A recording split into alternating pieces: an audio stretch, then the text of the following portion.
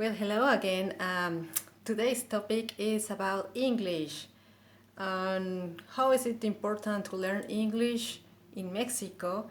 This is about my personal experience with the language and how did I came to learn about it and how to improve if you're interested in learning another language. If it's not English, it can be anything. This is a proof way of learning that I have perfected after a long time. So, starting with English.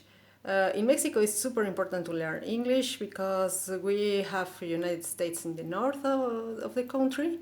It's our north neighbor, and people usually learn English. This is a generational thing.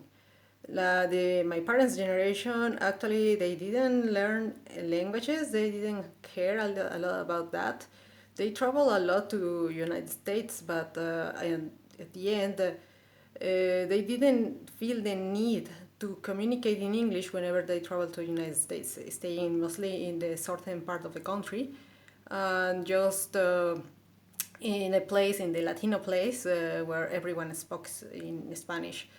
So in the case of this is a generational thing, as I said, and that was the case of my parents.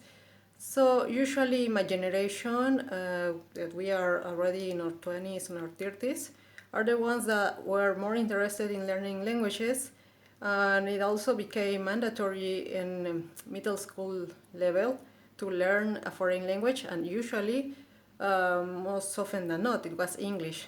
So uh, back then, when I was a kid, parents usually took their children to learn languages, mostly English, because they thought it was an academic achievement. They liked the idea of bragging that their children were learning a foreign language, even though speaking in English or knowing English in Mexico is not that important. In general, everyone speaks Spanish, so having English is it's not a survival skill in Mexico. So the thing with English it's that it's everywhere in our culture, at least in Mexican culture. It's everywhere, but it's not that important, as I said.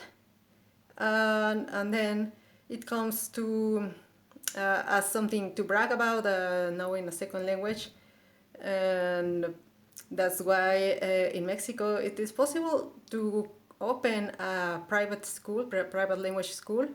Usually, these schools are usually just English teaching schools. They are not the best quality, I would say.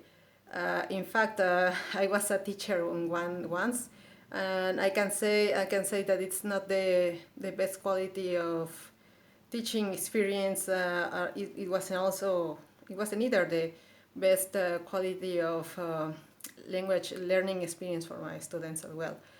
Why? Well, I can say that because they are private schools, they're just very itty tiny schools that just pop out of nowhere, and they don't have like the qualifications to give a diploma. And as I said, as since English is not that important in Mexico, kids are not very engaged to learn the language in general.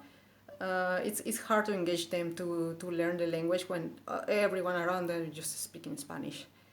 So in my personal experience, it's quite different because when I was a little kid, I really like to play video games, and most of the video games and all this media came into Mexico in English. So I could easily brush out when I was playing Mario or was playing um, Prince of Persia or some platforms, some fighting games like Kingdom Fighters.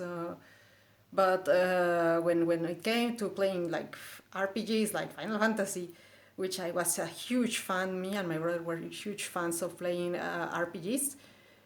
We really needed to learn and to know the language. So my parents back then they didn't have the resources to pay private classes for us. So they just bought us a dictionary, a Spanish to English dictionary, and we just translate word per word everything on the screen until it became necessary to take notes and everything. We had a lot of fun. It was very grueling task, very slow, but we were kids. We had all the time in the world to do it. So at the end, we decided. My parents decided we should take classes. We should take private classes.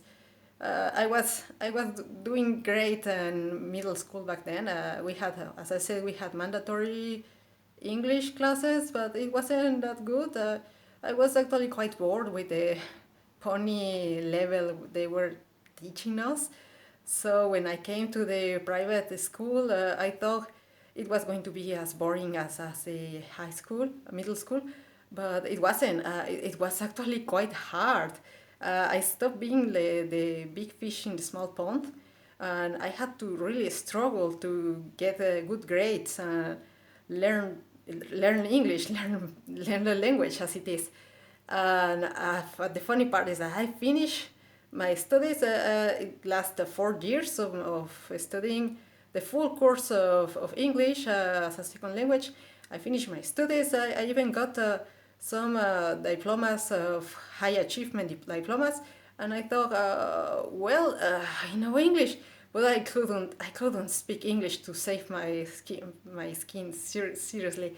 I I died before talking to a native speaker back then, and I don't know. I didn't feel confident enough. Have a funny accent. I was very slow whenever I was speaking. I couldn't arrange my ideas. It was a mess.